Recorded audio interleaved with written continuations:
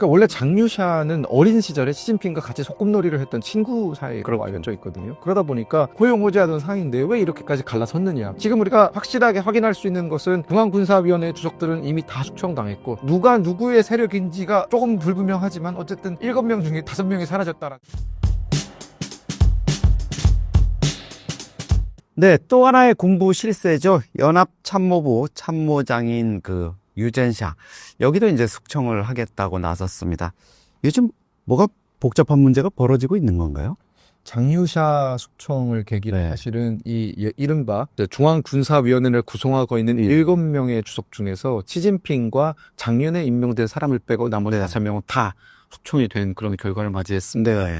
그 말은 지금 중국 군을 이끌고 있는 최고 지도부가 사실상 시진핑과 그의 신복을 제외한다면 작년에 임명된 사람은 기율위 위원장이거든요. 그렇죠. 네. 그러다 보니까 이제 군의 규율을 관리하는 사람, 그러니까 시진핑의 어떤 그 신복을 제외하면은 싹 다 물갈이가 된 것이기 때문에 이른바 중국인민 해방군에 대한 시진핑 주석의 장악력을 높이기 위한 차원에서 숙청이 된 게 아닌가라는 생각이 좀 들었고요. 네. 공식적인 숙청 명목은 사실은 뭐 부패, 기율 위반 그렇죠. 두 가지를 본 거죠. 그러니까 중국이 보통 누군가를 숙청할 때 가장 많이 내세우는 게 부패 혐의입니다. 부패 혐의고 기율을 위반했다라고 하는 건데 여기에 더 나가서 한 문장을 넣었던 것이 이제 그 공산당의 지도력을 약화시켰다 뭐 이런 부분들이 들어가 있거든요. 네. 그러니까 그 말은 이 중국인민 해방군 안에서 시진핑의 리더십보다 장유샤의 리더십을 좀 더 내세우려고 했던 것이 결국은 철퇴를 맞은 것이 아닌가 네. 그런 생각이 좀 들었습니다.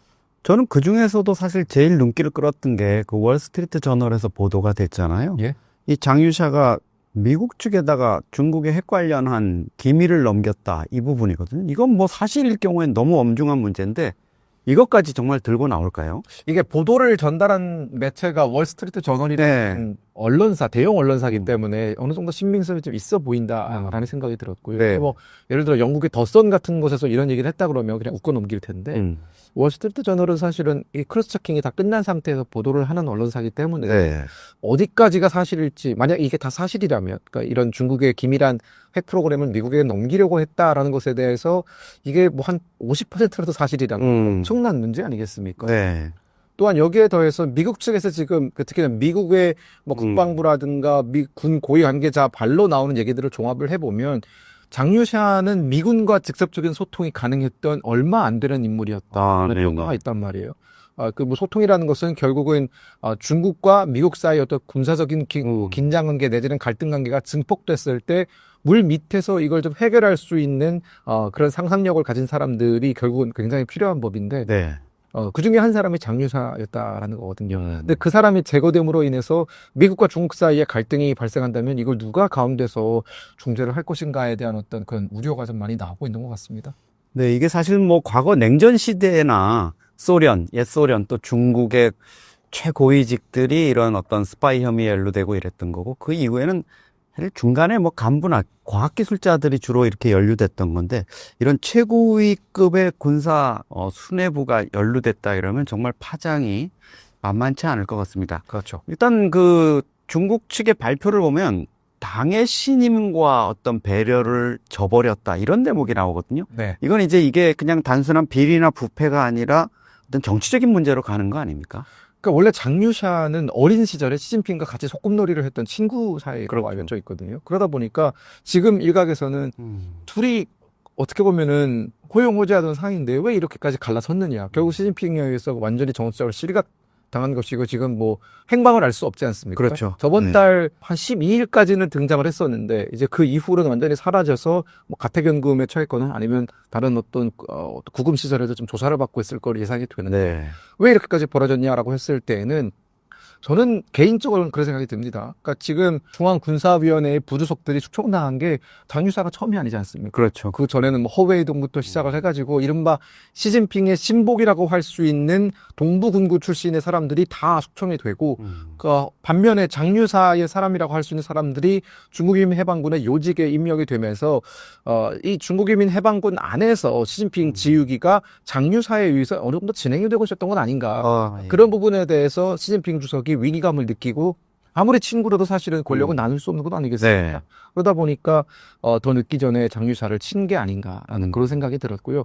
지금 우리가 확실하게 확인할 수 있는 것은 중앙군사위원회 주석들은 이미 다 숙청당했고 네. 누가 누구의 세력인지가 조금 불분명하지만 어쨌든 7명 중에 5명이 사라졌다라는 그러니까 지금 뭐 시진핑하고 사실 그 장성민 네. 두 사람뿐이 없는 거 아니까 주석하고 그쵸. 부주석뿐이 없는 거잖아요. 위원장하고 부위원장. 네. 이게 지금 완전히 비정상적인 상황 아닙니까? 우리 군으로 따지면은 사실은 합참의장 빼고 지금 군수내부가 다 사라진 거예요. 네. 국방장관도 없고 뭐 좀 다 사라진 겁니다. 그러면 이게 뭐 우리 기자님도 잘 아시겠지만 중국은 사실은 이 국방부장보다 더 높은 지위에 있는 게 중앙군사위원회 부수석들인 거예요. 아, 그렇죠. 이 네. 국방부장, 그러니까 우리 국방부 장관에 해당하는 사람들은 사실은 어느 정도는 얼굴 마담인 것이고 네. 최종 결정권자들은 다 이 중앙군사위원회에서 이루어지는데 시진핑이 그 모든 권력을 가져간다라는 건 저는 이런 우려가 있습니다. 예컨대 장유사 같은 군에서 잔뼈를 긁고 온 사람들은 지금 대만 해협에서 중국이 약간의 어떤 국지점 내지는 전면적인 무력 침공을 할 준비가 전혀 되어 있지 않다라는 사실을 깨닫고 약간의 어떤 제동장치를 걸었는데 시진핑 주석은 지금 급하잖아요. 본인 네. 사기 연임을 앞두고 반드시 대만을 무력으로 통일을 해야 된다라는 그런 압박감이 있기 때문에 군에 이행할 수 없는 요구들을 좀 하고 있는 것으로 보이고 네. 그런 과정에서 충돌이 발생하고 시진핑은 내 말 안 듣는 사람들은 어차피 다 나가 이러면서 좀 처리를 한 게 아닌가 그런 의문이 들었습니다. 사실 김금혁 평론가가 지적해 주셨듯이 2027년 대만 침공 뭐 이 얘기를 우리가 많이 해왔는데 그게 몇 해 전만 해도 까마득히 먼 옛날 같았는데 바로 내년입니다, 사실. 네. 그리고 내년 말이면은 이제 중국 공산당 대회가 열려서 거기에서 시진핑이 이제 무려 4연임에 도전을 하게 됐거든요. 4연임이면 사실 이게 뭐 종신 집권으로 가는 이 과정인데 뭔가 시진핑 입장에서는 이게 마음에 들지 않는다. 장유사가 자기 권력에 도전하는 것 아니냐 이런 느낌을 받았던 것 같고 제가 보기에는 특히 그 대만 침공하기 위해서 왜 현대 똥작전 수행 능력 이것 좀 키우라 이랬는데 그렇죠. 장유사가 이거 좀 미적거린 거 아닙니까? 그러니까 장유사는 이제 미국 측의 발표를 여러 가지 어떤 나오던 것들을 종합해 보면은 이런 갈등을 증폭시키는 사람 혹은 굉장히 호전적인 사람으로 평가되기보다는 상황을 관리하는 사람, 그렇죠. 그리고 갈등을 중재하는 사람 정도로 표현이 되거든요. 그러니까 뭐 우리는 사실은 장유사에는 정보가 많이 없지만 대만이라든가 미국은 꽤 많은 정보를 가지고 있고 네. 그들이 가지고 있는 정보를 우리가 취합을 해서 분석할 수밖에 없는데 장유사는 결국은 약간 북한으로 따지면 장성택 같은 인물이야. 네네. 그러니까 이게 어느 정도는 최고 지위에 있지만 결국은 안정적인 상황 관리가 훨씬 중요하다라는 그런 이른바 유화파에 가깝다면 네네. 지금 시진핑은 매파잖아요. 그렇죠. 대만을 어떻게든 무력으로 침공해야 한다라는 그 야욕을 숨기지도 않는데 그런 무모한 계획을 추진하고자 하는 최고 지도자와 그 밑에서 이게 추진됐다가는 결국은 중국이 돌이킬 수 없는 손실을 입을 것 같다라는 생각을 가진 장유사 사이의 어떤 갈등이 초반에는 크지 않은 것으로 보였겠지만 말씀하신 것처럼 2027년 당장 내년인데 네. 내년이면 전쟁을 해야 되는데 군에서는 계속 준비가 안 됐다라는 보고가 올라가면 시진핑도 화가 나겠죠. 그러면 이참에 그냥 다. 네. 이게 뭐 중앙군사위 같은 이제 군부 쪽만 아니라 사실 지방당 서기들 뭐 이렇게 시진핑이 지금 군기 잡기를 하면서 숙청을 하고 있는데 그렇죠. 최근에 드러난 거 보니까 공개적으로 알려진 것만 지금 소위 말하는 호랑이, 그러니까 뇌물 혐의나 이런 걸로 낙마한 사람이 14명이나 되더라고요. 네. 그러면 이게 이렇게 그 숙청이 계속되면 어떤 권력자들이 이제 위협을 느끼게 되면 뭐 진짜 옛날에 그 중국에 각지에 있던 군벌 세력들처럼 이게 분열하거나 또 시진핑 체제에 대항하거나 이런 움직임까지는 좀 가능성이 없습니까? 저는 시진핑 주석이 사연임을 과연 할 수 있을까에 대해서 여전히 의구심을 가지고 있거든요. 왜냐하면 이 전인 미답의 길 아닙니까? 어느 누구도 중국 공산당이 이제 정권을 잡은 이래 사실 어떤 지도자도 사연임을 간 적이 없단 말이에요. 2연임이 가장 최대고 3연임도 굉장히 어떻게 보면은 좀 우리가 받아들이기 어려운 부분인데 4연임까지 간다? 그러면서 4연임으로 가는 그 길목에서 본인의 그 4연임에 대해서 약간의 부적절한 생각 가지고 있는 사람들 다 숙청하면서 간다면은 사실은 저는 이 키는 결국은 시진핑 수석에 있는 게 아니라 이 4연임을 반대하는 사람들에 좀 돌아갈 가능성이 있다. 그들이 명분을 줄 가능성이 있다. 생각이 들거든요. 4연임을 뭐 이런 거죠. 뭐 경제적 성과라든가 혹은 정치적인 업적이 정말 뛰어나서 모든 사람들이 그래 시진핑은 사연임 해야지라는 그런 추대 형식의 분위기가 만들어지면은 무리 없이 가겠지만 지금 시진핑은 그게 아니더란 말이죠. 다 때려잡으면서 뭐 숙청이라든가 아니면 부패라든가 이런 걸로 다 어떻게 보면은 본인의 경쟁자가 될 수 있는 사람들을 무너뜨리면서 가고 있기 때문에 무너진 자리에는 반드시 어떻게 보면 피해자들이 있기 마련인 것이고 네. 그들의 어떤 분노, 그들의 반발이 어느 정도 임계치에 도달했을 때는 시진핑 주석도 버티지 못할 거다라는 생각이 좀 듭니다. 사실 시진핑이 작년 9월에 푸틴을 그 중국 전승절 행사 때 만나가지고 뭐 150살까지 살자 그랬잖아요. 그럼 뭐 시진핑 입장에서는 지금 사연임은 뭐 일도 아닌 거 아닙니까? 최근에 시진핑 주석의 걸음걸이라든가 뭐 안색이라든가 네. 이런 걸 봤을 때는 일단 물리적으로 나이가 70이 넘었기 때문에 저는 좀 72인가 되죠 아마. 그렇죠. 네. 뭐 그렇게 봐서 그런지 시진핑 주석이 옛날에 그 당당하고 카리스마 넘치던 모습보다는 요즘은 좀 고민이 많아진 이런 모습도 이제 느껴집니다. 이게 뭐 주석제 부활을 위한 거다 뭐 이런 얘기까지 나오던데 그런 시스템의 변화 이런 것까지도 좀 생각을 할 수 있나요?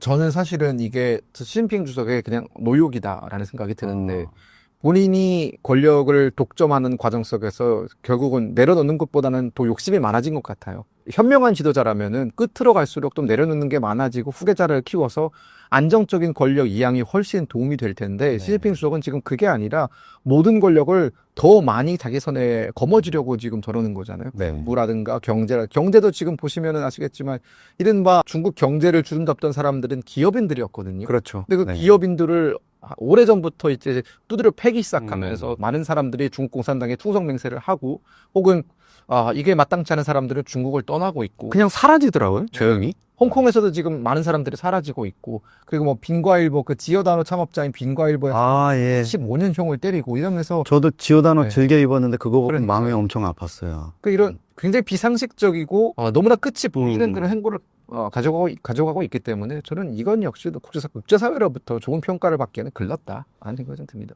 이게 중앙군사위라는 게 어쨌든 의사결정 기구인데 주석인 시진핑하고 위원장 한 명하고 지금 장성민 부주석 네. 위원 한 명 남았잖아요. 우리도 뭐 옛날에 방통위 2인 체제 네.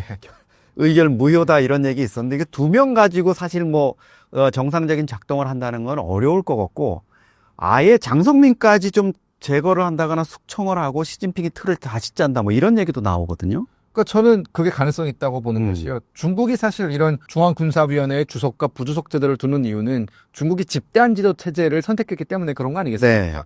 네.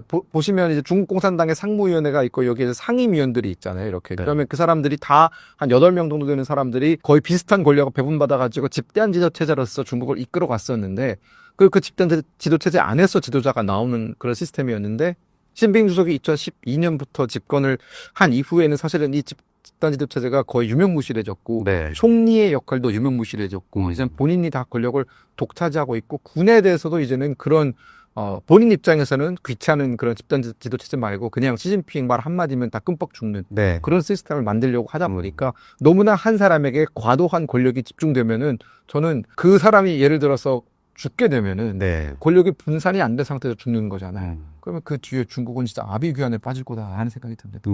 점점 중국과 관련한 국제 정세가 좀 복잡해지는 것 같습니다. 중국 내부의 뭐 상황도 만만치 않지만 사실 4월 달이면 이제 미중 정상회담이 열리게 되는데 벌써부터 중국 내부에 시진핑이 이렇게 좀 골칫덩어리를 안고 있기 네. 때문에 그렇지 않아도 뭐 대만 문제나 이런 것들을 이제 트럼프하고 시진핑이 좀 논의하는 이런 문제가 있었고 여기에다가 이제 미국하고 러시아가 최근에 또 핵무기 감축 협정이 이제 시효가 만료되면서 네, 맞습니다. 다시 이거를 맺어야 되는데 지금 국제사회 여론이나 뭐 푸틴 이쪽의 생각들도 아니 중국도 지금 핵을 만만치 않게 갖고 네. 있는데 시진핑도 좀 여기에 넣어서 같이 뭔가 세트를 짜자 이런데 시진핑 주석이 내부적으로 지금 이렇게 문제가 심각해지면 좀 상황이 골치 아픈 쪽으로 가지 않을까 이런 관측들도 있는데 앞으로 좀 시진핑 체제의 중국 어떤 좀 내부 문제가 좀 있을까요? 시진핑 체제의 중국 내부적으로 봤을 때는 저는 한동안 그래도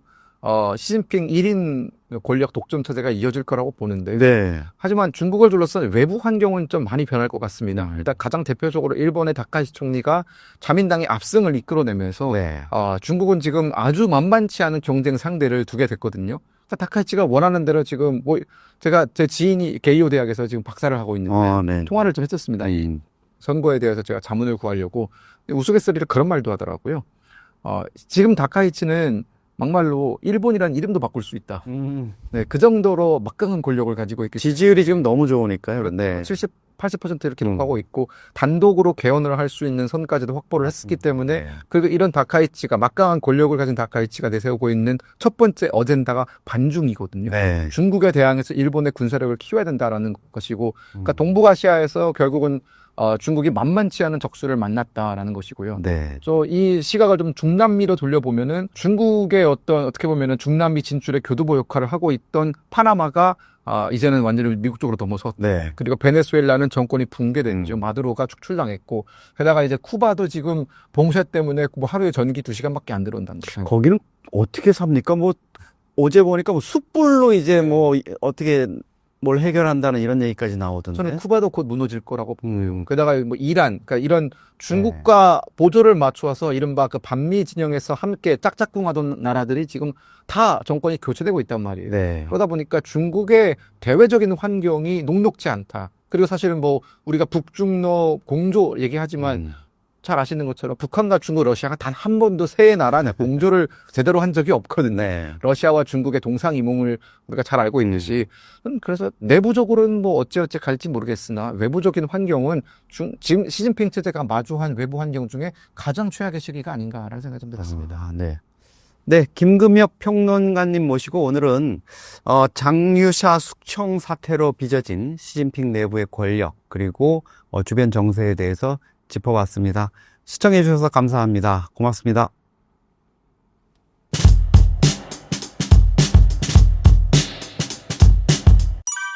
최근 중국 전인대 회의가 갑자기 열렸는데 예상과 달리 큰 인사 발표가 없었습니다. 이런 상황을 어떻게 봐야 할까요?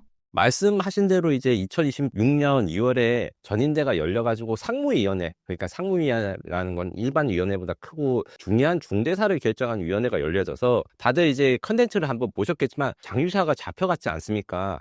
사실상 이제 시진핑 정부의 넘버2라고 할 수 있는 장유샤가 잡혀간 다음에 그러면 이 공백을 해소할 게 누가 될 것인가? 그러니까 후속 인사 조치에 대한 기대가 있었던 것이 사실입니다. 왜냐하면 이제 중앙군사위원회가 한 7명 정도 되는데 지금 시진핑과 기율위원회 담당하는 사람 2명밖에 안 남아있으니까 이 5명을 어떻게 채울 것인가. 그리고 이제 장유사가 지금 잘못을 해서 잡혀갔다는데 정부, 그러니까 이제 법적으로 잘못한 거랑 이제 공산당의 입장에서 사상적으로 뭔가 잘못되고 얘가 이런 거를 어떻게 해서 잡아갔다 이런 발표를 하는 거랑 또 구별이 돼야 되거든요. 우리나라랑 다르게 이제 중국은 공산당과 그다음 정부가 또 분리되어 있다고 생각하시면 됩니다. 그래서 이중으로 처벌을 받거나 평가가 다른 경우가 있는데 여기에 대해서 뭔가 멘트가 나온 게 전혀 없었죠. 이게 여러 가지 의견이 있지만 제 개인적인 추측으로는 내부 의견으로 절차상 위법 소지가 있을 수가 있어가지고 거기에 대해서 좀 세세하게 보고 있다 하고 말씀을 드릴 수 있습니다. 이게 무슨 말이냐면 중국은 시진핑 1인 독재 체제라고 생각하시고 저도 자주 그런 실수에 빠지는데 아직까지는 정확하게 말하면 일당 독재입니다. 1인 독재가 아니라 일당 독재입니다. 공산당을 누르고 이것을 따른 상태에서 사실 시진핑이 권력을 강화하고 있고 이번 관점에서도 시진핑 주변에 측근이 아무것도 안 남아있지만 그 측근들을 숙청하는 방법 자체는 공산당을 누르라해서 이루어지기 때문이죠. 그래서 어떻게 당한테 이게 왜 장유사가 잘려있고 앞으로 국가 운영을 할 것인지 사실 시진핑이 설명해야 되는 의무가 있는 건데 여기에 대해서 그냥 대충 그러니까 뭐 우리가 독재자라 생각하면 뭘 하든지 다 그냥 뭐 이제 변명을 해도 안 해도 되고 뭐 자기가 뭐 깽판 쉽게 말해서 쳐도 용서하는 게 아니라 정확하게 이유와 근거를 들어가지고 어떻게 해서 이런 잘못이 일어났고 이것을 어떻게 수정할 것인지에 대한 비전 선포가 있어야 되는데 그게 좀 시간이 걸린다. 저는 이렇게 생각합니다. 그래서 장유사 부주석이 자격 박탈을 공식적으로 이야기한 그 체포랑 별개로 공산당에서의 당적 박탈이라든가 기타 처리는 아마 3월 달에 양회가 열릴 것 같은데 거기서 논의될 가능성이 크고 그 전까지 시진핑이 내가 왜 장유사를 숙청했고 앞으로 이제 중국 공산당 지도부와 중앙군사위원회를 어떻게 꾸려가실 것인지 비교적 명확하게 비전을 밝힐 것이라고 생각합니다. 물론 시진핑 마음대로 결정하고 시진핑이 다 자른 일이겠지만 절차랑 그 다음에 규칙이 아직은 중요하다는 게 사실 중국 공산주의의 특징이라 알 수 있어요. 요거에 대해서 잘 파악을 하셔야 되고 다만 장유샤를 자르는 건 100% 시진핑의 의사였지만 그렇다 해가지고 시진핑이 무조건 이제 자기 멋대로 할 수 없다라는 말씀을 제가 계속 드렸죠. 일부 전문가들은 그 군 원로 간 그다음에 시진핑 간에 장유사를 어떻게 처리할 것인지에 대해 타협이 아직 되지 않았다. 그러니까 뭐 장유사를 처리한 방법 뭐 쉽게 말하면 이제 숙청된다고 하니까 옛날 2차 세계대전 스탈린 뭐 이런 것처럼 막 어디 감옥에 보내고 아니면 바로 이제 사형을 때리고 아니면 뭐 단순히 이제 공산당에서의 직위기한 파악하는 다양한 층위가 있을 수 있는데 이 처벌 수위가 어떻게 되고 그다음에 장유사랑 친한 사람들에 대한 그 처벌이나 이런 것들이 사실 논의를 할 때 좀 조절이 필요할 수 있거든요. 여기에 대해서 생각보다 시간이 많이 필요하다라고 생각합니다. 거꾸로 이야기하면 이번에 장유사가 숙청된 것은 아주 급작스러운 일이기 때문에 후속 정리가 안 되어서 이게 좀 늦어지고 있다라고 이제 거꾸로 해석을 할 수도 있는 것이죠. 다만 이제 대만과 이제 남중국해의 긴장은 요거랑 별개로 지속될 것이라 합니다. 최근에 중국 SNS상 그다음에 중국군이 말한 것 중에 그 설날 연휴에 대만군은 놀 생각을 하지 마라 뭐 이런 이야기들이 많이 있고 있어요. 왜냐하면 그 연휴 기간을 통한 이제 중국의 도발이 대만 해협에서 이루어질 수 있다 이런 축들이 많거든요. 민족의 대명절이라기보다는 아시아인들의 명절인 이 구정일에 이런 걸 하는 게 좀 황당하긴 하지만 거꾸로 이야기하면 중국군이 그만큼 불안하고 왜냐하면 장유사 숙청의 후폭풍이 크기 때문에 이것을 덮기 위해서 무슨 구정의 군사훈련을 한다더니 이런 이야기들이 많아지고 있는 것 같습니다. 일부 해외 매체에서는 장유샤가 핵전력 관련 정보관리 문제 가능성도 언급하고 있습니다. 핵심 기밀 유출이 중국 군사력에 얼마나 치명적인가요? 단기간으로는 치명적인 게 맞지만 사실 이것이 장기간으로는 오히려 우리한테 무서운 일입니다. 쉽게 말해가지고 우리가 중국 공산당을 비판할 때 민주주의 사회가 아니기 때문에 투명하지가 않고 검증이 잘 되지 않고 그 다음에 잘못에 대한 수정이 없이 덮고 가기가 급급하다 이런 인상을 많이 받는데 외부의 이런 비리와 폭로는 사실 이런 것들을 해결하는 데 도움이 됩니다. 그래서 중국이 지금 말씀드린 그 핵전력 정보 관리 문제 이게 어떤 거냐면 중국은 로켓군이 있어요. 화정군이라고 하는데 여기가 핵미사일 또는 대만을 공격할 미사일들을 다 관리하는 아주 중요한 부서입니다. 그래서 시진핑이 특별 관리해놨는데 뭐 미사일에 물이 들어갔다, 미사일 발사대 뚜껑이 열리지 않는다, 뭐 이런 정보들이 이제 미국 언론을 통해서 알려졌고 그걸 누가 알렸느냐 해서 지금 장유사가 그걸 알린 게 아니냐 하는 추까지 나오는 상황이거든요. 이런 문제점이 드러난 것 자체는 중국군한테 심각한 타격입니다. 2027년 중국이 대만을 침공한다는 대만 침공설 많이 들어보셨을 겁니다. 근데 당장 내년에 이제 대만을 침공해야 되는데 이렇게 뭐 미사일 뚜껑이 문이 안 열리고 이제 미사일에 물이 차면 전쟁을 할 수 있겠습니까? 없죠. 이것 때문에 이제 대만 입장에서는 다행한 일이고 중국군 입장에서 단기적으로는 우리가 이렇게까지 이제 문제가 많구나 하면서 의지가 꺾이는 단점은 있을 것입니다. 문제는 제일 무서운 군대는 이제 힘이 좋고 똑똑한 군대가 아니라 멍청한데 자기가 힘이 있을 거라 생각하는 군대입니다.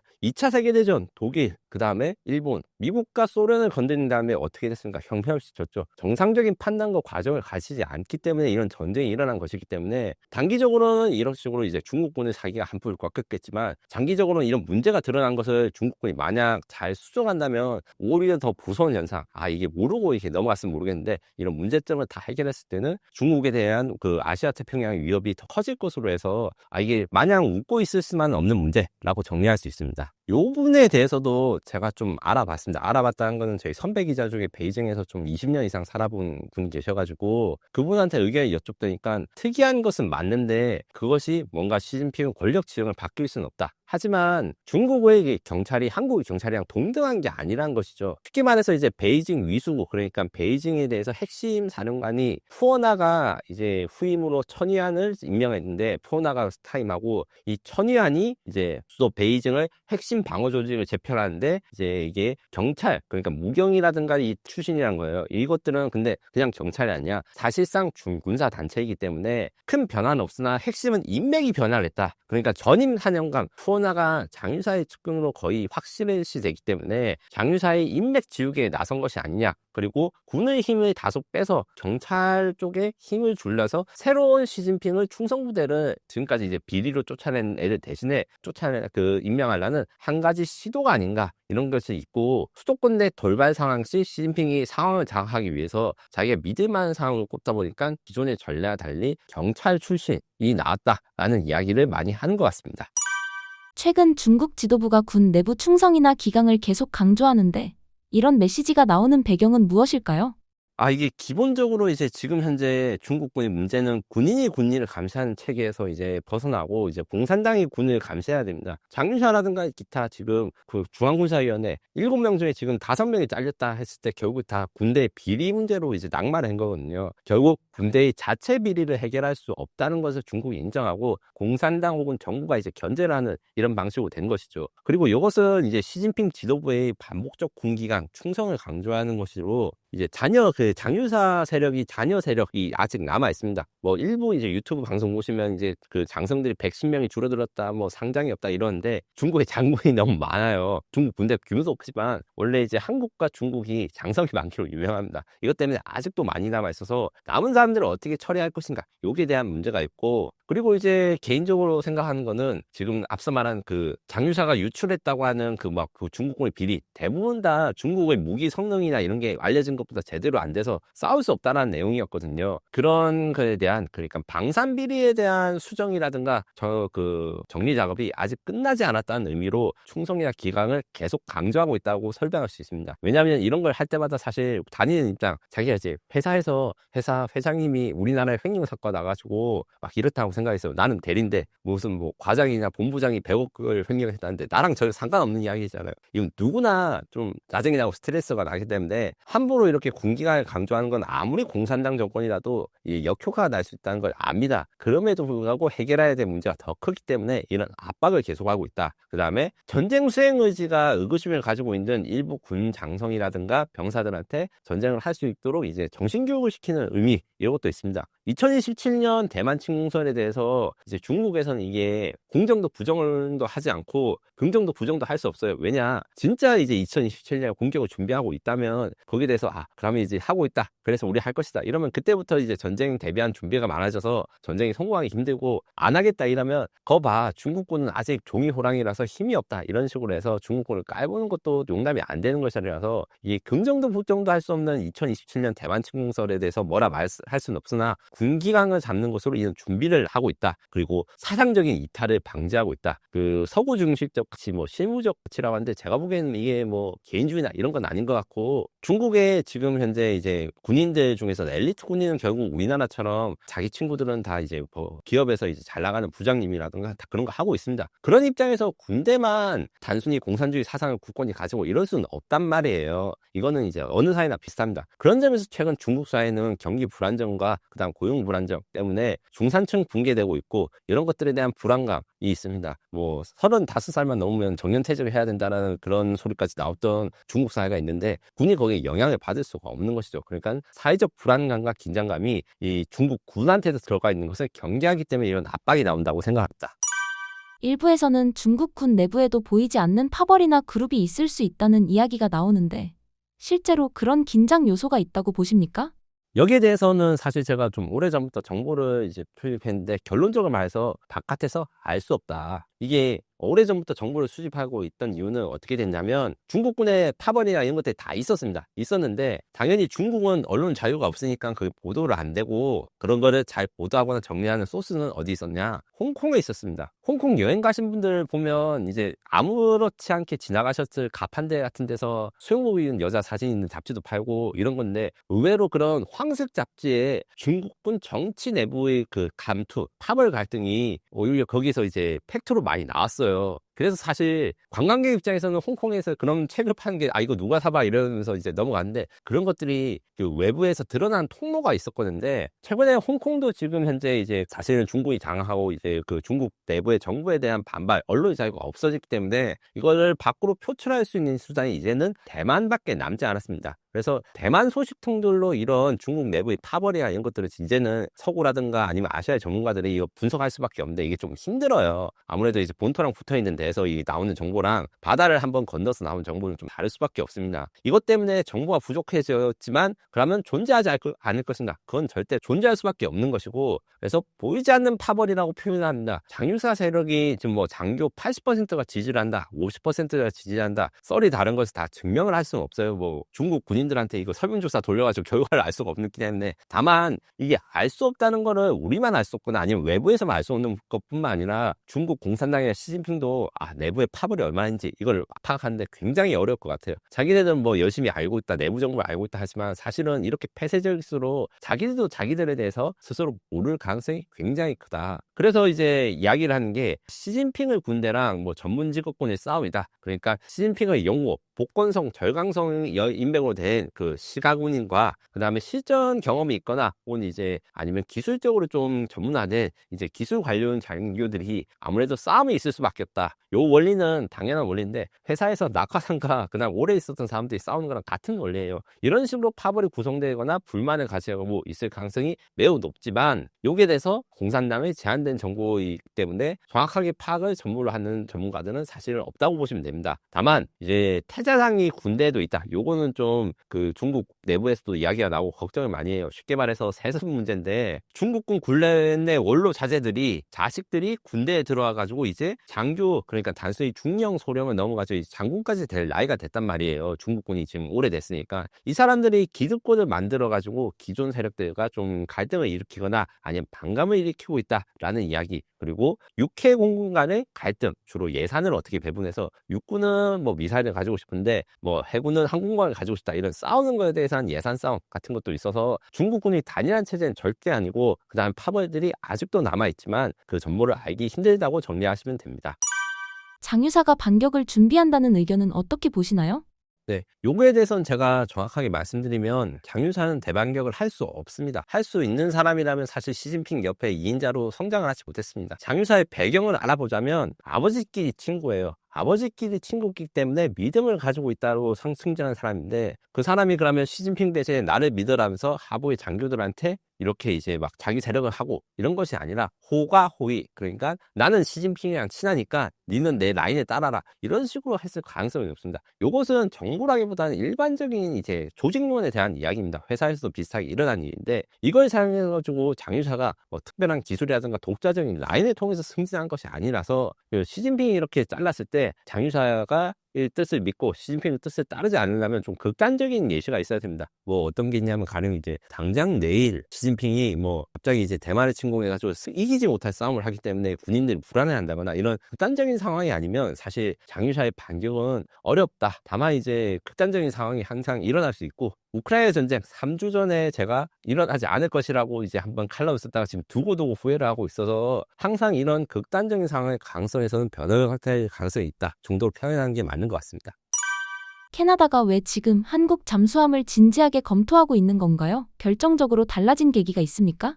정확히 말하자면 2024년과 2025년에 그 급변 사태라고 할 수 있을 만한 게 있었습니다. 제가 2025년 초에 그 캐나다 잠수함 사업을 하면서 독일 잠수함이 성능이 좋다, 그래서 좀 우리나라가 이기기 어렵다라는 칼럼을 국방위부에 기재하게 됐는데 실제로 취재해보니까 그렇습니다. 이게 CPSP라고 하는 캐나다 페트롤 잠수함은 어떤 일이 있었냐, 캐나다는 우리나라처럼 사실 원자력 잠수함을 만들고 싶어 했습니다. 1980년대 말부터. 그래서 이제 미국이랑 협상도 하고 있는데 너무 돈이 비싸가지고 포기를 했어요. 그 다음에 선택한 것이 영국제 중고 잠수함 어폴더라는 것을 수입해서 빅토리아급으로 만들었는데, 이때만 해도 이제 저가의 싼 매물을 가졌다고 캐나다가 좋아했지만 캐나다가 이제 실수를 한 거죠. 왜냐? 영국군이 손절한 잠수함을 중고로 사오니까 부품 수급이 어렵고 유지, 정비, 흔히 요새 이야기하는 조선업 MRO라고 하죠. 그게 엉망이었기 때문입니다. 지금 현재 4척의 빅토리아급 잠수함 중에 한 척도 제대로 가동이 안 되고 있어서 빠르게 대체할 수 있는 잠수함이 필요한데, 그런데 캐나다가 4척의 잠수함을 12척으로 대체해요. 그래가지고 지금 사업 규모가 20척까지 늘어났는데, 이 늘어난 이유는 뭐냐? 이제 북극 항로에 있습니다. 북극 항로, 이제 밀리터리에 관심 없는 분들도 요즘 많이 이제 해양수산부라든가 이런 데 가서 들을 건데, 결국 북극 항로라는 게 러시아의 공격 루트를 확보할 수도 있는 거예요. 북극에 얼음이 녹아가지고 이 항로가 늘어난 게 교역로도 될 수 있지만 그 교역로를 누가 차지하는가, 혹은 러시아군이 캐나다를 침공한 루트로 사용될 수 있기 때문에 이걸 방어하는 목적에서 기존보다 더 좋은 성능, 더 많은 잠수함이 필요하다는 게 이 CPSP 캐나다 잠수함 획득 프로그램입니다. 그러면 이제 왜 이제 그 한국 잠수함이 중요해졌냐? 첫 번째로 이제 독일 잠수함이 원래는 중요했다는 이유부터 먼저 말씀드리겠습니다. 독일과 캐나다는 같은 나토 국가로 아주 친합니다. 합동훈련도 많이 해서 익숙하고, 한국은 나토 규격 무기 체계라고 하네요. 그러니까 나토 국가들이 쓸 수는 있는데 우리가 캐나다랑 같이 합동훈련을 하거나 이런 것들 경험은 매우 적거든요.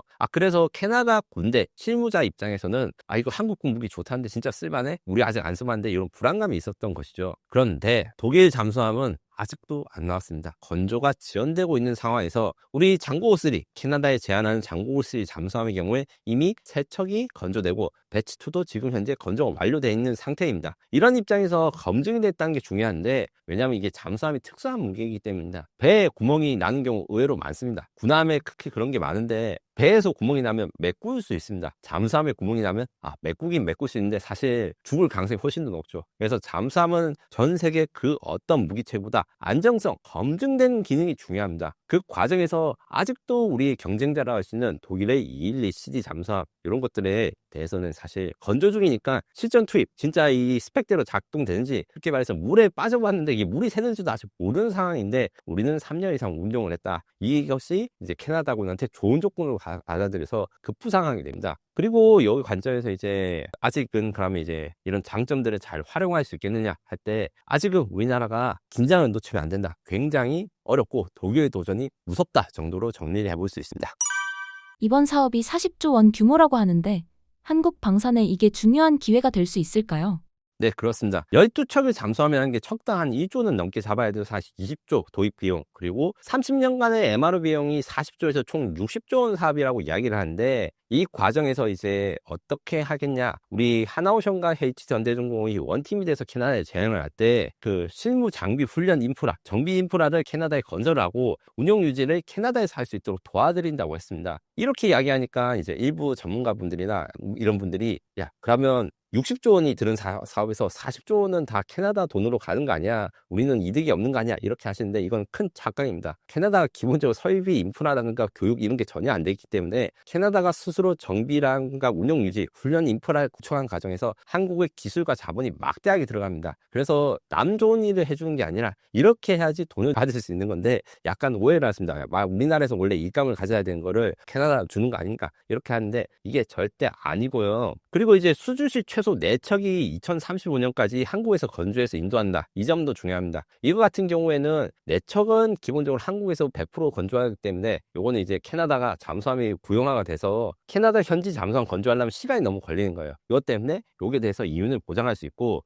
이후 8척을 캐나다 현지 조선소에서 건조할 때, 그러면 우리나라 조선소 노동자는 일을 안 하는 거냐? 아닙니다. 우리나라 조선소 노동자들이 캐나다 다 가서 그 사람들한테 가르치고 교육하고 해야 됩니다. 교육하는 비용이 굉장히 또 많이 될 것입니다. 또한 이제 이렇게 될 경우에는 캐나다는 기본적으로 이제 나토의 핵심 국가입니다. 물론 이제 지금 캐나다 카니 총리랑 트럼프랑 아웅다웅 하고 있지만, 캐나다는 미국의 뚜껑이에요. 어떻게 말하면 비유를 하자면 거의 미국의 머리를 보호하고 있는 방산 헬멧이라고 봐도 됩니다. 노라드라고 하는 북미 항공사령부가 있습니다. 방공사령부. 그러니까 미국에서 이제 미국으로 향해서 나오는 핵미사일이나 미사일을 요격한 부서인데, 캐나다의 역할이 절대적입니다. 지금 그린란드를 트럼프가 달라는 거, 요것도 이제 이 뚜껑 문제가 있고요. 왜냐하면 북쪽에서 날라온 미사일을 막을 때 캐나다랑 그린란드가 굉장히 중요하기 때문입니다. 그 관점에서 이제 원래 캐나다는 미국, 그다음 유럽과 합동 작전을 많이 했고, 캐나다군이 쓴다는 거는 결국 다른 나라한테도 팔릴 가능성이 많다, 이렇게 생각할 수 있습니다. 그래서 한국 입장에서는 단순한 조선 수준을 넘어가지고 장기간 성능계랑 교육 훈련까지 운소 지원까지 할 수 있는 토탈 서비스 방산 모델을 제안할 수 있다. 그리고 그것을 북미 지역에 구축하게 돼서 북미랑 유럽 시장에 진출을 위한 발판을 마련하게 된다는 것이 중요한 이정표라고 할 수 있습니다.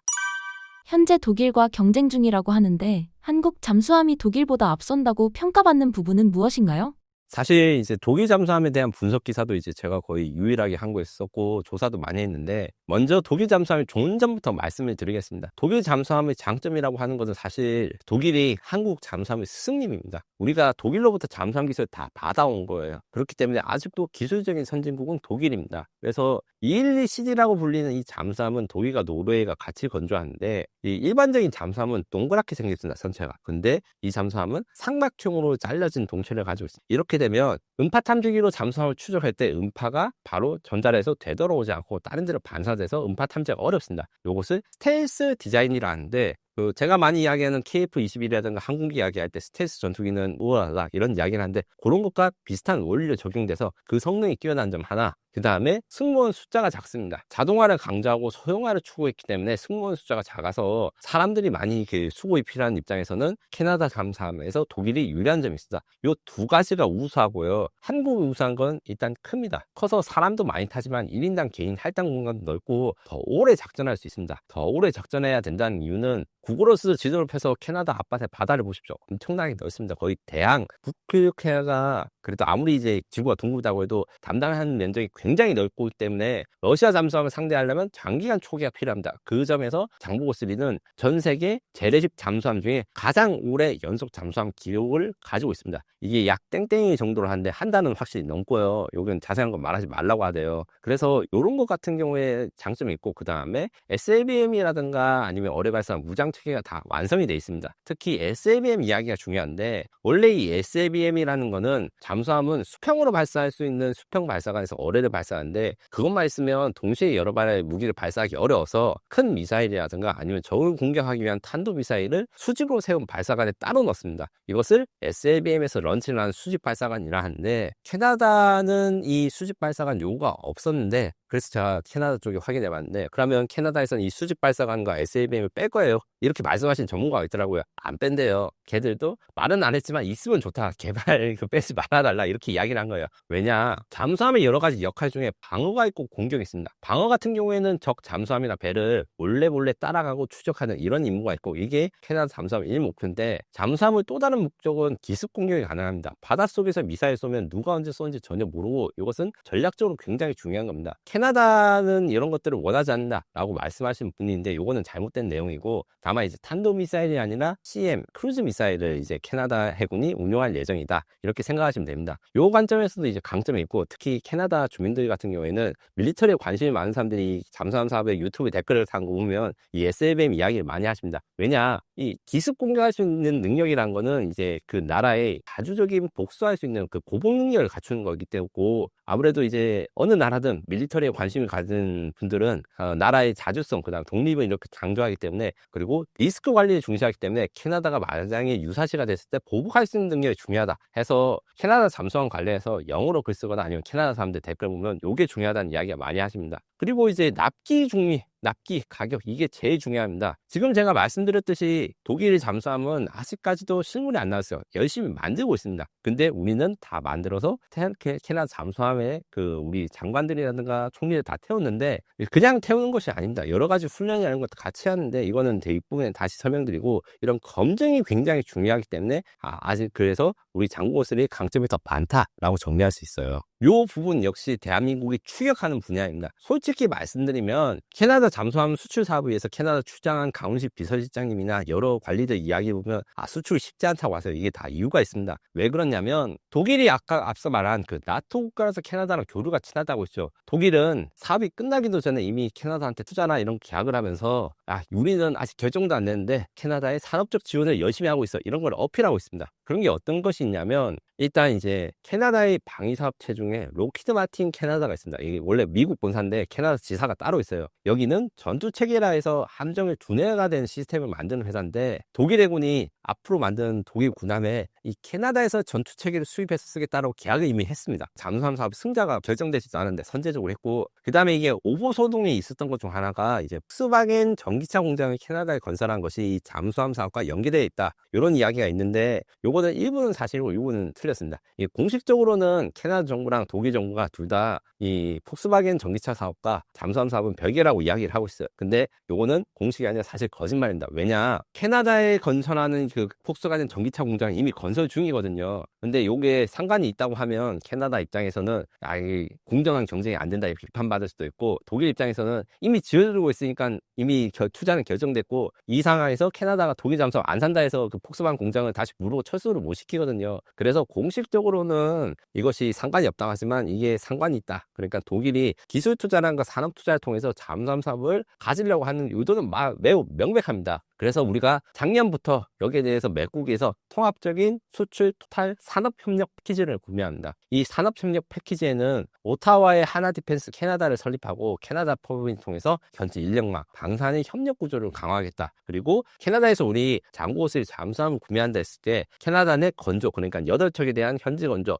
후속 통합 정비시설, 교육훈련시설까지 캐나다의 인력과 기술을 다 교육시켜서 주겠다라는 총 그 토탈 솔루션, 그러니까 토탈 라이프 사이클 솔루션을 제시를 했습니다. 이 외에도 그 얼마 전에 뉴스를 보시면 알겠지만 우리나라 방산 특사분들이 이제 하나오션과 현대중공업 말고 우리나라 기업을 가가지고 캐나다랑 한국이랑 산업협력을 토탈로 해주겠다. 뭐 수소차 같은 게 대표적입니다. 수소 같은 경우에는 현재 이제 전기차보다 밀린다고 생각하시는 분들이 많은데 수소차의 강점이 있습니다. 그 대형 화물차라든가 대형 차일수록 이게 전기 배터리로 대응한 게 너무 어렵기 때문에 수소차가 존재할 수밖에 없어요. 그리고 수소를 만드는 과정에서 메탄이라든가 이런 기존의 그 에너지를 가진 국가들이 환경오염이 난 에너지를 수소로 바꾸면서 친환경 에너지를 바꾸면서 살 수 있는데 이 과정에서 캐나다의 산유국이죠. 그래서 캐나다 입장에서는 자신 산유 경제를 친환경으로 바꿀 때 수소 인프라에 대한 그런 기술 확충, 그다음에 인프라 확충이 필요한데 현대가 그것을 도와주겠다고 선언한 것이죠. 이건 또 그냥 왜 그냥 수소를 이야기를 했냐면 단순히 그냥 돈을 주고 협력한 게 아니라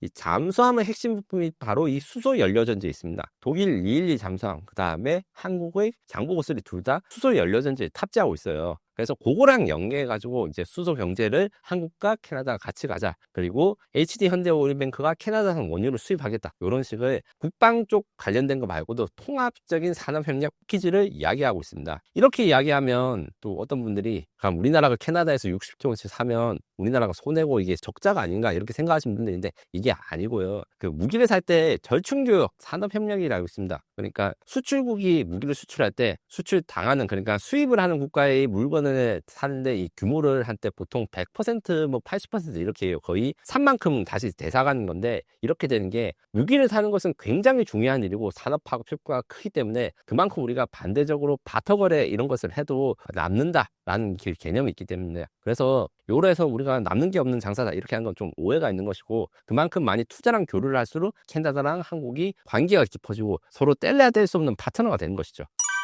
이미 완성된 잠수함을 제안했다는 점이 강점이라고 하던데 이게 어떤 의미를 갖나요? 앞서 몇 번 이야기했지만 잠수함은 절대 고장이 나면 안 됩니다. 선박사고 났을 때 몇 명 죽은 잠수함은 모든 사람이 죽습니다. 우리나라 잠수함들 구호가 있습니다. 100번 자망하면 100번 부상하자. 쉽게 말해서 잠수함에서 죽지 말자는 이야기인데 이게 농담이 아니고 제일 중요한 겁니다. 안전 요소가 중요한데 검증이 된 잠수함과 아닌 것은 큰 차이가 있습니다. 그 관점에서 우리가 독일보다 훨씬 우수한 상황이고 이거 말고도 이제 훈련을 직접 뛰거나 전력화가 빠른 것도 강점입니다. 무슨 말이냐면 우리가 완성된 거 잠수함 장고3를 운영하고 있다 했잖아요. 이미 작년부터 이제 단순히 그냥 이제 총리님이나 장관님은 우리 잠수함을 태우고 간 거 말고 캐나다에서 잠수함 장교를 불러다가 우리 장고 잠수함이 그 해외 훈련 나갈 때 한 명 태워가지고 같이 훈련을 해가지고 보여줬습니다. 여기다가 이제 곧 있으면 우리 장고3 잠수함이 한국에서 출발해서 캐나다까지 간 다음에 캐나다에서 캐나다 해군과 합동훈련합니다. 이게 굉장히 대단한 거죠. 왜냐하면 이렇게 장거리 운행을 할 수 있다, 잠수함이 할 수 있다는 걸 실전으로 증명할 뿐만 아니라 캐나다 해군이 직접 운영 중인 군함이라든가 헬리콥터랑 공동 작전을 하면서 우리 무기가 제대로 작동될 수 있다는 증명을 할 수 있는 게 그 장고3 잠수함밖에 없고 독일이 그거 하지 못한 거예요. 이거를 독일도 알고 있어가지고 작년에 우리가 이렇게 전력 투구를 한 거에서 굉장히 위협을 받을 것이고 독일도 열심히 여기에 대해서 맵보거나 아니면 여러 가지 조건들을 제시하고 있기 때문에 그러면 캐나다 잠수함 사업이 한국이 열심히 하고 많이 따라잡았지만 그럼에도 어렵다라는 이야기를 하는 것입니다. 제가 쓴 책, 그러니까 K방사의 투자라 보면 사실 그 KSS 장고3 잠수함에 들어간 그 물건이라든가 어떤 회사가 만든지 좀 정리한 표가 있습니다. 거기 보면 이제 하나오션만 이야기를 하는데 하나오션과 HD중공업이 같이 원팀으로 지금 이번 사업에 하는 게 일단 첫 번째이고 전투체계 센서 분야에서는 하나시스템, LIG 넥스온, 하나에어로스페이스 그리고 무장에서는 하나에어로스페이스, LIG 넥스온 등이 들어가고 어뢰도 이제 넥스온이 만들고 그리고 중소기업 중에서는 이제 범한 퓨얼셀이라고 수소 연료 전지를 잠수함을 만드는 이 기술력이 세계 2인 회사가 있습니다. 여기도 혜택을 받을 수 있고, 전지도 리튬이온 배터리, 우리가 이제 지금 배터리 주식 다시 올라가고 있는데, 배터리를 사용하고 있는 것 중에 옛날엔 납배터리를 사용했다가 지금 리튬이온 배터리를 적용하고 있거든요. 삼성 SDI라든가 LG 에너지 솔루션도 수혜를 받을 수 있습니다. 이 외에도 기타 이제 철강이라든가 이런 것도 할 수 있지만, 핵심은 제가 말씀드린 주요 방사업체, 그리고 추진기관을 만들고 있는 이제 전지업체랑 수소업체, 거기에 혜택을 받을 수 있다고 생각합니다. 최근 한반도 안보 상황을 보면 북한의 핵미사일 능력 고도화가 계속되고 있습니다. 이런 환경에서 한국의 억제 전략은 어떻게 진화하고 있다고 보십니까? 기본적으로 북한의 도발의 의지를 꺾기 위한 여러 노력들이 계속되고 있습니다.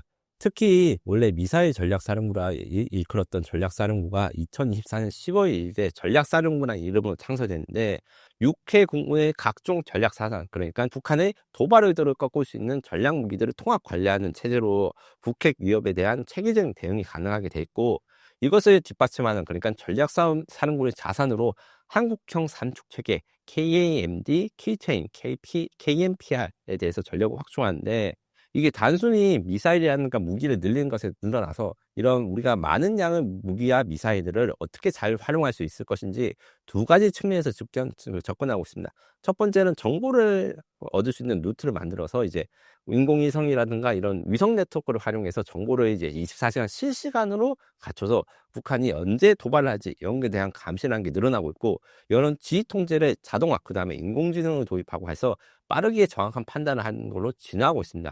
그리고 이제 독자적 감시 정찰 능력 강화라고 하는데, 여기에서 중요한 게 이제 425 사업이라고 해서 우리 군 전용 정찰위성 지금 현재 잘 진행되고 있고, 후속 사업으로 대규모 군집 위성, 그러니까 스타링크가 뭐 10,000개에서 10만 개 정도 위성이 전 세계에 띄워나오고 있는데, 그것보다는 작지만 정찰위성을 40개에서 60개 이상 띄워가지고, 이렇게 되면 어떻게 되냐, 정찰위성이 그 지구 한 바퀴 돌 때 이제 한 1시간, 2시간 걸린단 말이에요. 그러면 40에서 60대가 있으면 북한의 전 지역을 거의 20분마다 한 번씩 쫙 훑어보면서, 20분 전에는 뚜껑이 안 닫혔는데, 미사일 뚜껑이 안 닫혔는데 20분 후에 미사일 뚜껑이 열리거나 누가 어떤 트럭이 튀어나오는지 이거 다 감시가 가능해서 실시간으로 북한의 도발 의도를 감시하는 이런 능력을 가지려고 합니다. 이 외에도 이제 핵협의후 그룹 같은 이제 그 미국과의 그 한미동맹을 사용해서 전략 자산이라든가 이런 활용할 때 이제 미국이 유사시에 우리나라한테 안보를 보장해준 이런 이야기가 있는데, 요건 요즘 트럼프가 되고 나니까 이야기가 잘 안 되고 있죠. 다만 그럼에도 불구하고 이제 장기적으로는 우리나라의 원자력 잠수함 계획이 승인받았기 때문에 독자적으로 북핵에 대해서 대응할 수 있는 여러 측면, 미사일 잠수함이라든가 인공지능 위성, 정찰위성이라든가 이런 네트워크까지 포함하는 종합적인 능력을 키워나간다고 할 수 있습니다. 한국은 핵무기가 없는데도 군사적으로 크게 밀리지 않는다는 평가가 있습니다. 그 근거는 어디에서 나오는 이야기라 보실까요?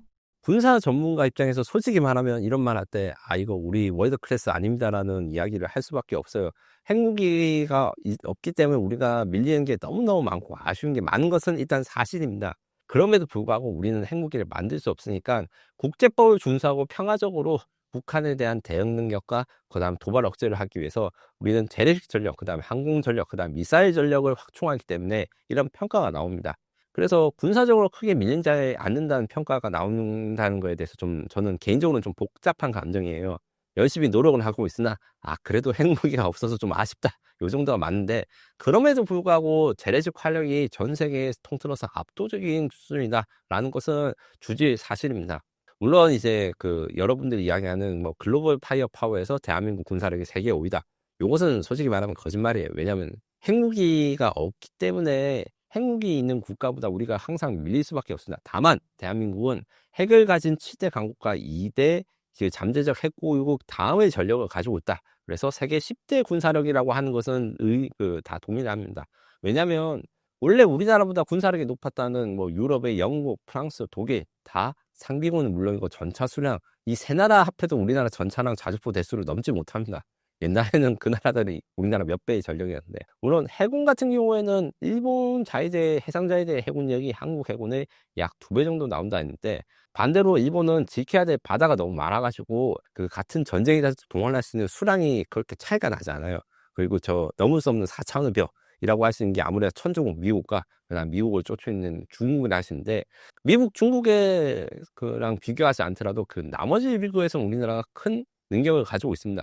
특히 탄도미사일 보유 수량에서 사실 우리나라가 북한이나 이란보다 탄도미사일 보유 수량이 많아요. 요게 대해서 잘 언급을 안 하는데, 그래서 중국과 러시아, 미국 다음으로 탄도미사일을 많이 가지고 있는 나라가 대한민국이라서 현무5 같은 고위력 탄도미사일로 적을 신속하게 대량으로 이제 파괴를 할 수 있는 이런 능력을 가지고, 그다음 앞서 말했던 그 재래식 전력, 탱크, 장갑차 이런 이제 기계화 전력도 굉장히 크고, 항공전력 같은 경우에는 옛날에는 일본의 항공자위대가 한국 부분보다 우세하다 했지만 현재는 그렇게까지 말할 수가 없어요. 일본의 전력이 많이 줄어들었고, 그다음에 우리나라랑 다르게 국산 전투기 없어서 소수의 그 전투기, 그러니까 F-35 전투기 경우에는 한국이 60대, 일본이 100대로 40대가 많지만 전체 전력 측면에서는 일본이 국산 전투기가 나오려면 멀었고, 그 국산 전투기가 2040년대 가까이 돼서 나오기 때문에 그 전까지는 한국이 거의 비등한 공격력을 가지고 있다. 특히 이렇게 되는 데에는 KF-21 보람의 국산 전투기의 역할이 굉장히 중요합니다. 그리고 제가 글로벌 파이어 파워가 거짓말이다라고 이야기를 했지만 거기서 조금 볼 건 있어요. 왜 볼 건 있냐? 거기에 통계자료 수치를 봤을 때 단순히 병력이라든가 무기 개수만 보는 게 아닙니다. 그 나라가 전쟁이 났을 때 얼마나 많은 무기를 언제 동안 생산하고, 그리고 적의 공격을 얼마나 버틸 수 있는 물자를 가지고 있나, 이거 평가를 할 때 그건 있거든요. 그거는 사실 세계 5위가 맞습니다. 기본적으로 세계 최고 수준의 무기 양산 및 제조 설비를 가진 우리 방산 제조업 강국 대한민국의 인프라가 있다는 게 이 전쟁 수행 능력에서 굉장히 중요한 것이고, 유사시에 신속하게 전력을 보정할 수 있고 복광할 수 있다는 점은 사실 그 우크라이나 전쟁을 교훈을 생각했을 때 한국이 굉장히 재평가받게 된 계기가 된 거죠. 미국보다 더 빨리 뭐 무기를 생산하고 이런 평가들이 많으니까요. 마지막으로 이게 될지 안 될지 아직은 이제 노력 중인 것이 바로 이제 우리나라 병력 감소를 대비하기 위해서 드론이라든가 인공지능을 사용한 이 병력 감소를 채우는 건데, 요거는 사실 작년부터 이제 막 시작된 거라서 이제 막 결과가 나왔으니까 이제 걱정하지 않으셔도 된다, 요게 아니라 앞으로도 많이 거기에 대해서 보완해서 발전해 나갈 부분이라고 정리하면 될 것 같습니다. 최근 장거리 미사일이나 정밀 타격 무기가 많이 언급되는데요. 이런 무기들이 실제로 상대를 억제하는데 얼마나 효과가 있다고 보십니까? 무기가 역사를 바꾼 경우는 사실 굉장히 많습니다. 뭐 화약이 발명됐을 때 전 세계의 역사는 어떻게 됐냐? 성곽을 지키고 농성전을 하고 있던 그런 유럽이든 아시아든 이런 국가들이 쉽게 무너졌어요. 화포의 발명 때문에. 그래서 공성전에 대한 내용이 발달되면서 이게 국경선도 바꿔지고 아니면 나라의 운명도 바뀌어진 나라들이 굉장히 많았습니다. 그 후 이제 1차 세계대전 때 기관총이 발명된 것도 무기가 역사를 바꾼 이런 하나의 사례가 될 수 있습니다. 참호에서 숨어가지고 단발총을 쏠 때는 그래도 이제 인원을 밀고 들어가면 그 사람들이 살아남을 수 있는 생존율이 높았기 때문에 참호에서 돌격하고 이런 게 먹혔는데, 기관총이 되니까 참호 밖으로 한 발짝도 나오지 못하게 된 것이죠. 이렇기 때문에 장기전의 대규모 전쟁, 그러니까 유럽에서의 엄청난 희생이 있는 이런 전쟁이 일어났고, 그게 그 후에 100년간의 전 세계 질서를 결정짓는 계기가 됐습니다. 그런데 이제 지금 현재는 이제 장거리 미사일들이 이런 이제 그 게임 체인저가 될 수 있습니다. 왜냐? 장거리 미사일이 최근에 나온 개념 절대 아닙니다. 미사일이 등장한 1950년대, 40년대부터 그런 게 있었고, 대륙간 탄도 미사일도 60년대부터 있었는데, 시간이 지나면서 장거리 미사일들이 더 정밀화, 그 다음에 신속화되는 겁니다. 단순히 멀리서 공격한 미사일이 있다 해도 적이 어디 있는지, 어디를 공격해야 되는지 모르면 그게 아무 쓸모가 없습니다. 가장 대표적인 게 작년에 이제 이스라엘과 이란이 12일 동안 전쟁을 했을 때 이란이 미사일을 많아요. 근데 이스라엘군은 어떻게 하면 정밀하게 타격하고 어디가 약점인지 몰라서 많은 미사일 쏟아부었음에도 이스라엘에 대해서 제대로 타격을 못했습니다. 그런데 이 미사일들이 요즘은 어떤 시대냐? 앞서 말한 대로 인공위성이 24시간 지구를 감시하고 각종 첨단 드론이라든가 장비들이 적이 어디 있는지 알기 쉬워진 거예요. 이렇게 되니까 장거리 미사일이 굉장히 중요해진 거죠. 왜냐? 나는 아무리 멀리 떨어진 적도 정확하게 추적해서 갈 수 있는데, 멀리에서 쏘면 이게 대응과 그 다음에 억제가 불가능하다, 요격도 힘들다, 이렇기 때문에 일방적으로 뚫려 맞는 거죠. 그렇기 때문에 이것을 사용한 그 군사 전략으로 전략적 거부, 스트래티직 디나이 능력이라 하는데, 적의 지휘부와 핵심 인프라를 신속하게 타격하고 이들이 숨어 있음에도 추적할 수 있다는 것은 적이 전쟁을 시작하자마자 전쟁을 결정하는 지휘부가 죽을 수 있다는 고민이 있으면 전쟁을 실시하기 어렵습니다. 이래서 전쟁을 시작하지 않고 전쟁이 억제하는 원리가 되는 게 이 장거리 미사일의 핵심 능력이고, 그리고 전쟁 수행 비용이 비대칭으로 됩니다. 무슨 말이냐? 옛날부터 지금까지 항상 방어가 공격보다 돈이 비쌉니다. 가령 예를 들 때 지금 저희가 이야기하는 그 장거리 미사일 중에 현무5 이런 것 같은 경우에는 가격을 실제 말하면 이제 저는 잡혀가니까 가격은 말 못하지만, 요거는 워낙 크고 중요한 전 세계에서 제일 큰 단거리 탄도미사일이기 때문에 그 요격 미사일보다 비슷하거나 아니면 약간 비싸요. 그런데 일반적인 탄도미사일은 탄도미사일 요격하기 위한 요격 미사일보다 가격이 더 훨씬 쌉니다. 왜냐면 공격하는 미사일은 내가 공격하는 대로 그냥 가는 대로 궤도로 가면 되는데, 요격한 거는 적이 날 미사일을 요격해야 되니까 훨씬 더 격추하기 어렵고 복잡한 장비가 들어가고 비싼 거예요. 이게 그 전쟁 수행 비용의 비대칭성이랍니다. 그래서 방어 무기를 많이 갖춘 것도 중요하지만 실제적으로 전쟁을 억제하기 위해서는 공격 무기를 많이 갖춰서 적이 방어할 수 있는 능력을 깨는 게 굉장히 중요합니다. 이런 전략을 채택한 게 대한민국이 그게 사실 맞고, 중국과 사실 북한도 이런 걸 따라하고 싶지만 한국처럼 되기 쉽지 않죠. 그나마 이제 중국 같은 경우에는 대만과의 전쟁에서 이런 우세를 가지고 있다. 하지만 미국과 중국이 전쟁할 때는 대한민국의 고슴도치 전략처럼 이런 전략적 거부를 미국으로 할 수는 없다라고 정리를 할 수 있습니다. 또한 마지막으로 이제 정밀 타격력이, 이런 말 하면 이제 또 이제 사람들이 말씀 많이 하겠지만 민간인 피해를 최소화하는 데 역할을 하고 있는 것도 사실이에요. 정밀화해질수록 부수적인 피해, 이 무고한 민간인 학살이 줄어듭니다. 물론 미사일 안 쏘고 전쟁 안 하면 아무도 안 죽는 게 제일 좋겠지만, 일단 전쟁이 시작했을 때는 최대한 민간인 피해를 줄인 것이 중요하고, 이것이 장거리 정밀 무기 발달과 큰 연관이 있는 것이죠. 여전히 전통적인 화력의 중요성을 이야기하는 전문가들도 많습니다. 미래 전쟁에서 화력의 의미는 어떻게 달라질까요? 화력은 사실 예전의 화력과 지금의 화력이 많이 달라졌다. 그렇기 때문에 화력이 중요하다 정리를 할 수 있는데, 이게 무슨 말인지 뜯어보겠습니다. 그 우크라이나 러시아 전쟁에서 항상 드론 전쟁이 합니다. 막 드론이 계속 이제 사람을 막 추적해서 달라가고, 다들 드론을 뭐 몇십만 대씩 쓰고 있다 하지만 자폭 드론이 가지고 있는 폭격의 무게 155mm 그 야포 포탄의 30에서 50분의 1 위력입니다. 훨씬 위력이 작아요. 근데 1kg의 폭격을 가지고 있는 자폭 드론을 만드는데 들은 비용 155mm 포탄 비용과 똑같습니다. 이게 무슨 말이냐? 실제로 드론이나 인공지능 이런 게 굉장히 중요해질수록 화력이 같이 중요해지는 거죠. 왜냐? 드론으로 적을 공격하는 게 아니라 드론이 적이 어디에 있고, 그 다음에 내가 공격한 게 제대로 맞고, 이런 걸 확인하는 용도, 정찰하는 용도로 쓰이기 때문에 드론이 무서운 것이지, 드론으로 폭탄을 배달해서 공격한 게 무서운 게 아닌 거예요. 그래서 우크라이나 전쟁의 경우는 잘 설계된 정찰 장비가 있으면 화력이 무한정 늘어날 수 있다. 이게 무슨 말이냐? 과거에도 155mm라는 게 2차 세계대전 이후부터 있었습니다. 6.25 때도 사실 있었고, 이 월남전 때도 있었던 화포인데, 그때의 화포랑 지금의 화포는 너무 다릅니다. 왜냐? 표적을 파괴할 때 정확도가 없으면 10발 20발이 돼도 그 포탄이 쏟아고 이게 표적이 명중이 안 되면 제대로 효과가 없어요. 그런데 드론 기술, 정찰 기술이 발달하니까 한 발만 쏘도 그걸 맞출 수 있다. 그럼 화력이 10발 20발 시절에서 한 발만 쏘도 맞췄는데 20배 이상 늘어난 거예요. 그래서 기술 발달이 화력의 중요성이 약하게 된 게 아니라 화력을 몇십 배로 늘리는, 이거를 이제 전문 용어로 포스 멀티플러라고 하는 용어가 있는데, 그래서 옛날에 그 155mm 화포 한 문의 위력이나 지금의 위력이 몇십 배 차이 나는 겁니다. 왜냐? 드론 때문에. 그래서 드론과 화력이 뭔가 이제 대치되는 개념이고, 이제 드론으로만 전쟁할 수 있다 이렇게 생각하시면 절대 안 되고, 드론이 포병을 어떻게 무섭게 진화시키고 발전시키고 있나, 여기에 주목하셔야 됩니다. K방산이 유럽과 중동 등에서 빠르게 입지를 넓히고 있습니다. 방산 수출 확대가 단순한 산업 성과를 넘어 그 이상의 의미를 가진다고 볼 수 있을까요? 그렇습니다. 그 앞서 말한 그 캐나다 잠수함 이야기를 한 것 중에 제가 뭐라 했냐면, 우리나라가 무기를 상대국한테 100억원치 팔면 우리가 그 나라한테 물건 100억원치 사도 이득이다. 이것은 방산 수출이 돈으로 설정될 수 없는 두 나라 간의 협력, 그 다음에 산업 파급력이 막대하기 때문이라고 합니다.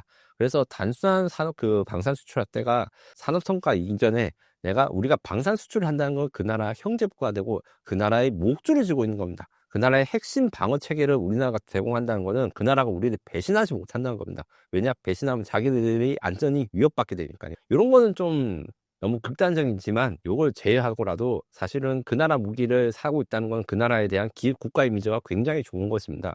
K방산 3.0이 그래서 앞으로는 필요한데, 1.0은 뭐냐? 박정희 시대, 우리 1960년대 70년대 아무것도 없는 상태에서 기본적인 국산화 이런 것들을 요청했다. 아무것도 없는 상태에서 그 기본적인 내용, 그 살아남기 위한 생존 수단의 무기 국산화였다면, K방산 2.0 같은 경우에는 우리 선진국 무기 체계를 모방해서 우리가 한국형 탱크, 한국형 자주포, 한국형 전투기로 선진국보다 기술은 더 부족하지만 가성비가 좋은 무기 체계를 로 이제 승부를 본 게 2.0. 3.0에서는 이제 AI, 그다음에 인공지능, 우주, 방산 이런 것들을 포함해서 우리 상대방이 가지고 있지 않는 능력을 가진 무기를 갖추고 그다음에 우리 경쟁사나 경쟁 국가들이 갖추지 못한 능력을 갖춘 신무기를 판매한 게 이제 3.0으로 가야 됩니다. 또한 글로벌 공급망의 주도권을 가져야 되는데 한화라든가 여러 회사들이 방산 수출을 할 때 항상 현지 공장을 많이 지어요. 얼마 전에도 루마니아의 K9 자주 공장이 착공됐는데 이런 이야기 할 때마다 계속 이제 야, 그거 한국 창원에서 생산해서 해야지 루마니아에 생산하면 우리나라에 남는 돈도 떨어진다. 기업만 배부른다는데 이게 절대 말이 안 되는 겁니다. 그 나라에 공장을 생산한다 해서 그 나라에 있는 부품이나 이런 것들은 다 우리나라에서 공급받은 걸 써야 되는 게 한 가지 있고 그다음에 거기에 인프라나 이런 거 구축하면서 이런 설비하는 것도 다 우리나라에 이쪽으로 가는 것뿐만 아니라 마지막으로 대한민국이 사람들이 잘 이야기하지 보이는 특징을 잘 생각해야 됩니다. K방산의 장점, 납기가 빠르다. 납기가 빠른 이유는 우리가 방산공단, 뭐 창원이라든가 구미라든가 이렇게 집적돼 있으니까 다른 나라에 비해서 무기라든가 이거 빨리 공급할 수 있는 반면에 단점이 있어요. 무슨 단점이 있냐? 북한이라든가 주변국 공격했을 때 우리 방산 기반이 쉽게 무너질 수 있습니다. 그런데 이때 우리나라가 해외, 뭐 호주라든가 루마니아 이런 데 각종 거기다가 우리 공장을 세워놨잖아요. 탄약 공장도 많이 세워놨습니다. 그러면 해외가 우리 후방 공급 기지가 돼서 현지 생산된 해외 무기들이 우리가 전쟁이 났을 때, 아니면 우리가 이제 무기가 부족해져서 공장이 파괴됐을 때 이 백업할 수 있는 기능으로 갈 수 있다. 이게 또 안보적으로 굉장히 중요한 것이기 때문에 방산 수출이 단순한 산업 성과보다는 저는 어떻게 표현하고 싶냐면 대한민국 운명과 미래를 결정짓고 그거를 안전 보장할 수 있는 보험이라고 생각합니다. 이번 싱가포르 에어쇼에서 KF-21과 FA-50을 전면에 내세운 전략을 어떻게 보시나요? 저는 이제 말씀드린 대로 이번에 싱가포르 에어쇼를 직접 갔다 와서 현장 취재를 했고 말로만 듣던 K방산의 위력이 정말 최근 몇 년 비해서 엄청나게 성장했구나 했습니다. 흔히들 뭐 K-팝 한류하면 이제 그 뭐 K-팝 데몬 헌터스 이런 이야기를 하는데 뭐 말레이시아 공군도 이제 에어쇼를 해서 고객빙을 하는데 막 골든 틀어놓고 뭐 이런 거는 사소한 거지만 이런 것도 시작해서 한국에 대한 이미지, 한국 기자라고 하면 옛날과 굉장히 다른 걸 느껴졌는데 이게 싱가포르 에어쇼에서 KF-21과 FA-50의 그 판매 전략에 영향을 미쳤습니다. 직접 제가 취재를 해서 가보니까 카이 분들한테 인터뷰를 하려는데 인터뷰 시간을 잡기가 굉장히 어렵어요. 왜냐, 딱 첫날 개막식에 카이 부스를 열자마자 해외 VIP 고객들이 와가지고 물어보고 대답하고 물어보고 대답하는데 원래 준비가 되거나 사전 조율된다는 분도 있고 이분들도 오셨는지 몰랐는데 하는데 한국에 관심을 가져서 연관된 게 많은 거예요. 제가 에피소드를 하나 말씀드리자면 이런 전시회에서 이런 VIP 분들이 오실 때 의전 같은 게 필요합니다. 가령 이제 전시회장에 뭐 TV라든가 LCD 모니터 같은 거 할 때 환영합니다 메시지 그 나라 말로 적어주고 그 나라 국기도 했는데 그걸 계속 바꾸고 이제 10개 막 이렇게 준비를 하는데 땡땡땡 나라에서 오셨는데 그 나라 국기가 걸리는 게 없어가지고 급하게 이제 포토샵을 만들고 보여주고 이런 것도 있을 정도로 인산인해까지라고 하면 약간 오버하고 정확하게 이제 기자로서 만들면 미팅이 마를 데가 없었다. 계속해서 미팅이 갔다. 요건 진짜 이제 팩트로 말씀드릴 수 있는데 이렇게 된 거는 사실 KF-22가 FA-50이 특히 동남아시아 시장, 그다음 서남아시아 시장에서 굉장히 관심을 가질 만한 하이로 믹스 조합입니다.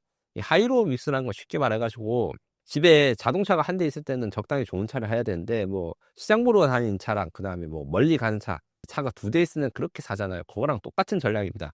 FA-50으로 이제 그 수적 주력이 되는 전투기를 팔고 그다음에 성능이 비싸고 좋은 핵심 전용 KF-21로 제한하다는 게 지금 아시아 각국에 먹히고 있다 이렇게 말씀드리고 있는데 특히 FA-50 같은 경우에는 지금 동남아시아 필리핀, 인도네시아, 말레이시아, 태국 등이 이제 추출되는데다가 필리핀의 이슬람 반군을 공격할 때 FA-50을 첫 시전에서 사용했고 작년에 또 태국과 캄보디아 국경 분쟁이 있을 때 태국 공군이 FA-50을 실전에 투입했다 발표가 되고 난 다음에 FA-50에 대한 관심이 굉장히 높아졌습니다. 이래서 사실 KF-21도 관심을 많이 가지지만 일단 당장 구매가 가능하고 그 다음에 실전에서 중요한데 FA-50의 관심도가 특히 높았고 기존에 FA-50을 구매했던 국가들 뭐 말레이시아나 필리핀도 추가로 더 구매했으니까 이런 것들을 물어봤어요. 왜냐하면 이번 에어쇼에서는 FA-50 그냥 기본형을 제시한 게 아니라 FA-50 블록 70이라고 개량형을 제시했는데 FA-50의 기존 단점들을 좀 개선했거든요.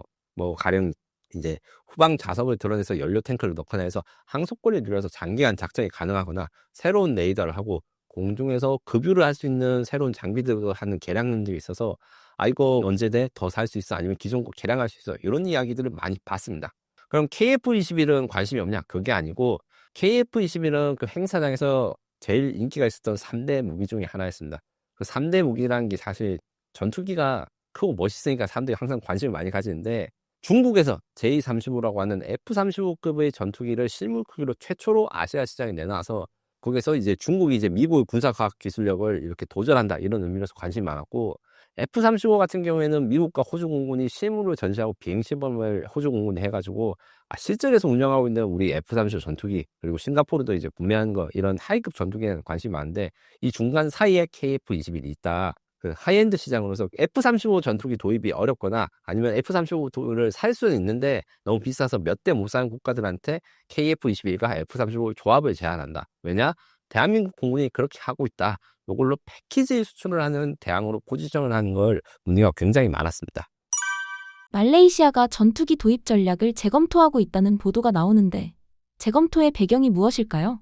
제가 유튜브에서 인도네시아 이야기를 많이 하긴 하는데 사실 말레이시아도 인도네시아만큼 전투기 도입에 대해서 난맥상이 많습니다. 무슨 말이냐면 현재 말레이시아는 러시아제 전투기인 수호이 30 MKM과 미국제 전투기인 FA-18C 호넷을 동시에 운영합니다. 미국과 러시아 전투기는 사실 인치랑 센치부터 개념 달라요. 호환이 전혀 안 됩니다. 그래서 정비도 다 따로 해야 돼서 정비 소요도 많고 한데 여기서 이제 SU-30 MKM 같은 경우에는 좋은 전투기인 건 맞아요. 그 에어쇼에서도 이게 와서 보여줬는데 하늘에서 공중에서 뜨다가 정지를 하거나 뭐 뒤로 가기도 하고 이제 별 고개 비행은 다 합니다. 하지만 이런 고개 비행 능력과 실제 전투 능력은 별개라 가지고 요거를 업그레이드를 하게 하는데 이게 쉽지 않고 그다음에 성능에 한계가 있다 이런 지적이 있고 FA-18 호넷 같은 경우에는 지금도 우수한 전투기지만 노후화가 돼가지고 요거를 좀 대체를 하려고 했는데 이게 어떻게 하려 했냐 말레이시아는 이제 같은 이슬람 국가인 쿠웨이트로부터 FA-18 호넷을 중고로 받으려고 했어요. 쿠웨이트는 또 어떻게 했냐 쿠웨이트는 FA-18 CD형 그냥 일반 호넷이 있는데 요거를 쓰고 난 다음에 FA-18E 그러니까 슈퍼 호넷이한 버전을 사고 남는 C형을 말레이시아에 판다는 이런 계획이었는데 일단 고잉이 납기가 늦어서 슈퍼 호넷이 잘 안 들어오고 있고 그리고 말레이시아 실사단이 쿠웨이트 가가지고 중고 기체를 봤는데 이 상태가 굉장히 안 좋은 거예요. 이게 마치 인천까지 중고차 사러 갔다가 이제 상태가 매물과 이제 다른 허위 매물이라서 어쩔 수 없이 이상한 매물 사게 되고 이런 이야기랑 똑같은 겁니다. 사실 개념적으로.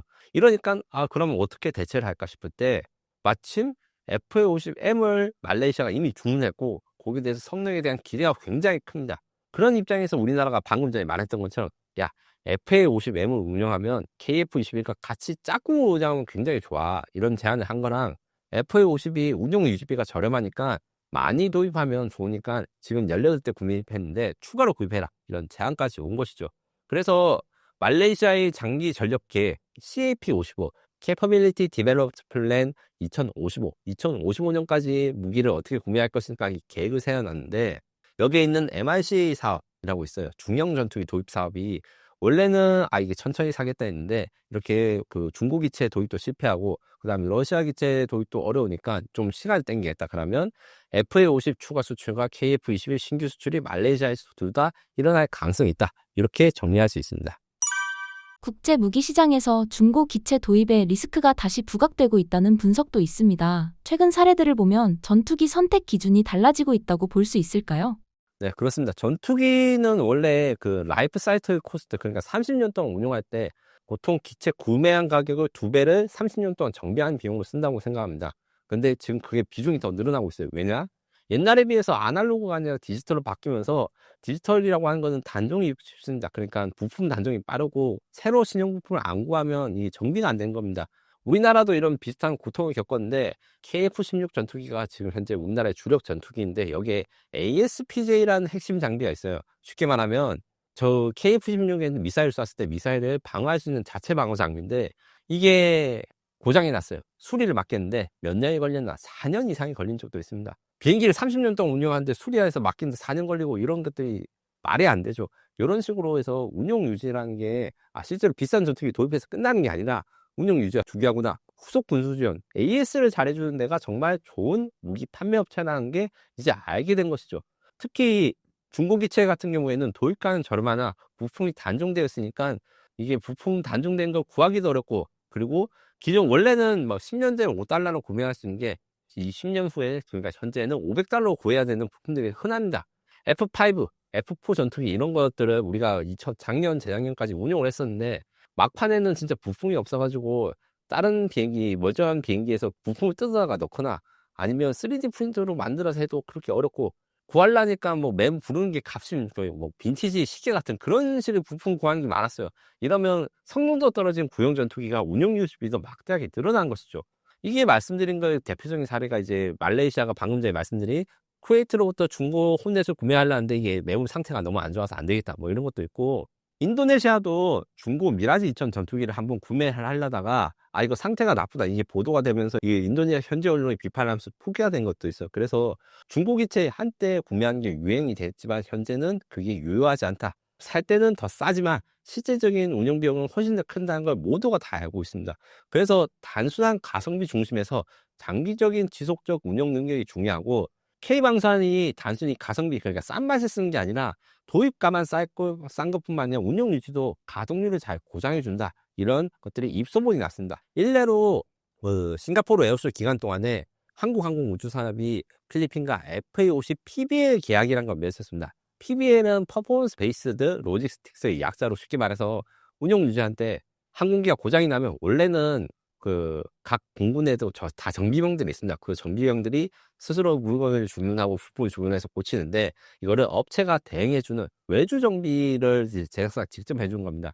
이렇게 되면 이제 운용하는 입장에서는 인건비가 줄어들고 그 다음에 운용 가동률이라든가 고장률에 따라서 요금을 지불을 하기 때문에 적절한 종량제 요금 같은 효과가 되는 거예요.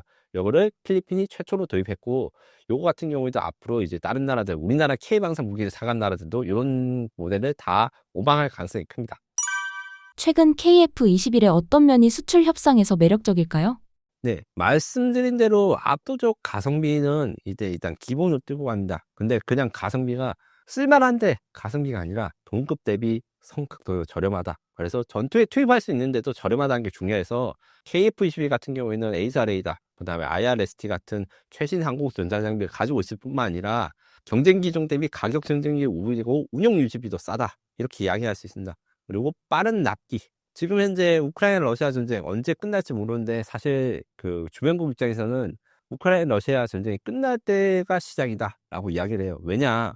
유럽 입장에서는 러시아가 전쟁을 끝내는 순간 러시아는 자체적인 생산시설 복구, 그 다음에 일반적인 생산 능력이나 개발 능력을 복구하는 데 주장해서 결국 2차전으로 가기 위한 힘을 키울 수 있는 게 사실 우크라이나 러시아 휴전이고 그래서 휴전이 안 되는 것도 있거든요. 얘들이 전쟁을 끝내면 더 힘을 비축해가지고 다음번 더 크게 할 것이다. 이런 걸 생각했을 때 납기가 빠른 건 굉장히 중요한 기준입니다. 전쟁이 일어날 거라는 단기간 내에 일어날 거라는 가정을 했기 때문에 그래서 생산 라인이 가동 중인 것이 굉장히 중요하고 확장성, 우리 KF-20이나 FA-50, FA-50 같은 경우에는 뭐 연료를 늘리거나 새로운 레이더를 갖는 이런 개량을 꾸준히 하고 KF-21도 아직 개발이 안 끝났지만 이미 개발이 안 끝났음에도 불구하고 블록 1 다음에 블록 2를 못 하고 그 다음에 블록 3라고 하는 본격적인 5세대 전투기를 확장을 준비하고 있는 이 확장성이 매력적이라고 볼 수 있습니다. 폴란드, 중동, 동남아 등에서 K방산이 잇따라 거론되고 있습니다. 단순히 가격 경쟁력 외에 한국 방산이 주목받는 이유는 무엇인가요? 기술 이전과 현지 생산도 우리가 정말 잘해준다. 왜 잘해주는가? 우리는 한번 겪어봤기 때문이다. 1970년대에 처음 우리가 자주방 국방을 시작했을 때 미국이 지원해서 준 게 아닙니다. 미군한테 이제 어떻게든 얻은 무기를 떼다가 몰래 버니어 컬러스로 이제 이걸 다 제가 역설계를 해가지고 하고 그 과정에서 막 미국은 불법 폭주한다, 노예티를 해라 이러면서 도와주기보다는 딴지를 많이 걸었어요. 굉장히 힘들었습니다. KF-21 같은 경우에도 KF-21을 단순히 우리 독자적으로 개발한 게 아니라 F-35 전투기를 도입하면서 그 대가로 기술을 좀 이전받았는데 21개의 부분의 기술 중에서 4대 핵심 기술이라는 게 이전을 못 받아서 이 수출 거부해서 우리가 독자적으로 이걸 해결할 수밖에 없었습니다. 이런 역사를 가지고 있으니까 아는 거예요. 우리 무기를 사는 나라들도 자기의 방위 사업을 키우고 싶어 하고 기술 이전을 해줄 데가 없는데 기술 이전을 해준다는 유럽이나 미국들은 솔직히 말해가지고 좀 장사를 양아치처럼 한다.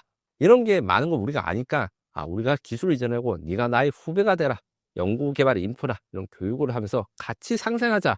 이런 것들이 이미 증명이 됐고 한국이 신뢰할 수 있는 공동개발 파트너라는 게 인정됐습니다. 오히려 이제 우리가 이제 좀 억울한 데가 오히려 많으니까 이제 유럽이라든가 미국과 좀 차별화될 수 있고 단순히 기술 이전뿐만 아니라 기술 이전을 활용하면 현지 생산 기반을 만들어주고 그리고 훈련 시스템이라든가 아니면 무기를 운용하는 전반에 대한 기술과 인프라 이런 것들을 제공하고 같이 상생 협력할 수 있기 때문에 한국이 K방산이 가격 경쟁력 외에 그런 부분이 주목받는 것이고, 이 때문에 폴란드 같은 경우에는 이제 우리 천무 다연장 로켓 공장 건설하거나 혹은 이제 폴란드에서 이제 나온 장비랑 한국 장비를 같이 결합하거나 이런 것들이 있고, 사우디는 제조업 2030 계획의 일환으로 그 방산 쪽에서 한국과 공동 개발한 무기 체계나 이런 것들을 공개하고 이런 것 하면서 사우디 방산을 확장시키는 계획을 이미 발표하고 있습니다. 각국이 안보 자립을 강화하는 분위기입니다. 이런 국제 정세 변화가 한국 전투기 수출 기회 확대와도 연결될 수 있을까요? 네, 일단 전면적으로 이제 러시아는 무기 수출 이제 못합니다. 뭐 트럼프랑 러시아는 친한 것 같지만 수출 금지는 착실히 때리고 있어서 러시아의 신형 전투기 수출들이 사실상 막히고 그것을 우리가 노리고 있다. 근데 이제 러시아 무기를 원래 수입하는 나라들은 기본적으로 옛날엔 반미 국가였거나 아니면 미국 무기를 좀 사기 껄쩍지근하다라고 표현할 수 있는데, 한국은 미국산 무기랑 이런 거랑 상호 운영성, 그러니까 호환성이 되면서도 미국과 어느 정도 독립이 될 수 있기 때문에 이런 데 강점이 있고, 미국의 보호무역주의가 사실은 방산에서는 좀 좋은 영향이에요. 왜냐하면 미국이 더 이상 우리 다른 나라들 지켜주지 않는다는 게 너무나 명백하기 때문에. 그리고 트럼프가 항상 이야기하는 게 뭐 어느 나라 방위비를 몇 %까지 올리러 GDP를 올리라 이런 거 이야기를 하면, 그 올렸을 때 가장 좋은 방법이, 내가 이제 압박을 받아서 한 애들 뭐 잘 되는 거 싫으니까 그 돈으로 저렴하게 하고, 그다음에 자국 방위 사업도 육성할 수 있는 한국 방위 사업과의 협력이 좀 잘 될 수 있고, 미국산 무기도 없이 정치적 제약을 극복할 수 있는 점에서 한국산이 또 강점이 있습니다. 그리고 이것은 또 이제 좀 별개의 이야기라고 볼 수 있는데, 이렇게 되니까 글로벌 공급망 재편에서 한국이 반사이익을 받게 돼요. 무슨 말이냐? 우리가 무기를 완제품 수출한 거 말고도 이제 부품이라든가 핵심 부품 단위 수출도 더 늘어날 수밖에 없다는 뜻입니다. 어떤 게 있냐면, 튀르키예가 우리나라한테 이제 전차 기술을 이전받아가지고 알타이라는 전차를 받았는데, 이게 원래 독일산 타워팩, 그러니까 엔진을 받기로 했는데 독일이랑 튀르키예 사이가 안 좋아지니까 한국이 공급했어요. 이런 것 같이 우리가 틈새, 그러니까 나라랑 나라 사이 갈등의 틈새를 들어서 우리가 대안을 제시할 수 있는 능력으로서 많이 제한이 되고 있고, 이런 걸 생각했을 때 우리가 그 유럽이라든가 아니면 다른 나라들 그냥 단순히 무기 경쟁을 한 건 넘어서, 야, 니네들 무기 만들고 싶은데 부품이 모자라? 그러면 한국이랑 같이 하자. 이런 식의 그 경쟁뿐만 아니라 협력도 더 늘어날 수 있어요. 실제로 제가 이번에 싱가포르 에어쇼 가면서 싱가포르 최대의 방위 사업체 ST 엔지니어링의 글로벌 비즈니스 디렉터랑 좀 인터뷰를 하게 됐는데, 징크라시라는 장구신 분이 계세요. 이분이 말씀하시는 게, 싱가포르도 자기도 나름대로 방위 사업에 강점이 있고 자신감이 있대요. 그리고 그게 일리가 있는 말이에요. 나라가 서울 크기만 나라인데 자체적으로 자체적으로 장갑차라든가 아니면 뭐 자동차뿐만 아니라 이제 항공기의 무인 항공기, 그다음에 군함도 자체적으로 만드는 강소국가거든요. 포탄도 생산을 많이 해서 유럽 생산 많이 해요. 근데 나라가 워낙 작아서 모든 부품을 다 만들 수 없는데, 공급망 안정된 파트너, 그리고 믿을 수 있는 파트너 한국이라서 한국의 부품 있는 회사라든가 중소기업과 자기들이 연합해가지고 공동 진출하고 이런 것들에 대해서 관심이 매우 크다, 이렇게 말을 하시더라고요. 그래서 앞으로 이런 트럼프발 통상 압박, 글로벌 공급망 재편들은 한국 무기의 경쟁력을 이제 높일 수 있을 뿐만 아니라 한국 무기의 핵심이라 할 수 있는 후속, 그러니까 부품 단위라든가 이제 후방 쪽에서도 해외 기술 협력이라든가 공동 개발로 우리 파트너들이 늘어날 수 있는 기회를 가지게 된다라고 정리할 수 있습니다. 신사임당 구독자분들께 한 말씀 부탁드립니다. 네, 신사임당 시청자 여러분들한테 최신 방위사업과 그다음 국제정책 소식을 전달해드리기 위해서 많은 취재와 노력을 하고 있는데, 앞으로도 알기 쉽지만 정확하게 팩트를 전달하면서 이제 들으실 때 뭐 조금이라도 투자라든가 앞으로 미래에 대해서 설계할 때 도움이 되고, 그러면서도 재밌는 컨텐츠를 제공하기 위해서 노력하겠습니다.